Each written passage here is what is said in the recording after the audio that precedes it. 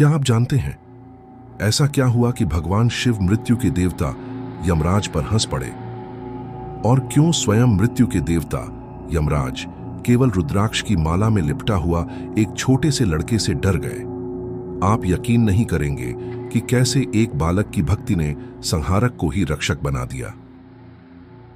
पुराणों के काल की बात है, जब भक्ति की शक्ति प्रकृति के नियमों को भी मोड़ सकती थी।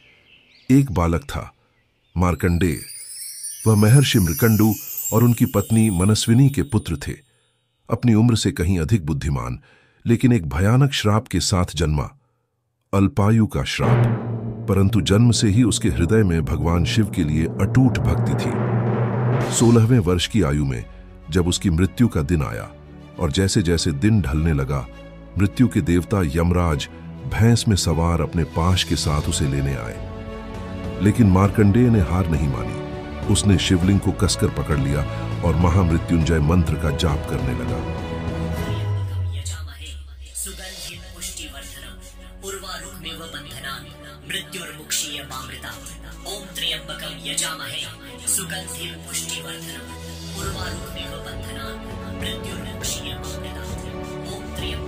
उसकी मंत्रोच्चार की आवाज ब्रह्मांड में गूंज उठी और अचानक शिवलिंग फट गया। भगवान शिव प्रकट हुए। उनकी आंखों में क्रोध की ज्वाला थी। एक ही प्रहार में उन्होंने यमराज को दूर फेंक दिया और मृत्यु के नियम को ही नकार दिया। मृत्यु, जो अवश्यंभावी है, वो उस दिन एक बालक की भक्ति से पराजित हो गई थी। और तब भगवान शिव हंसे। अब चलिए जानते हैं उन सवालों के जवाब जो आपने वीडियो की शुरुआत में सुने थे। पहला सवाल, शिव क्यों यमराज पर हंसे?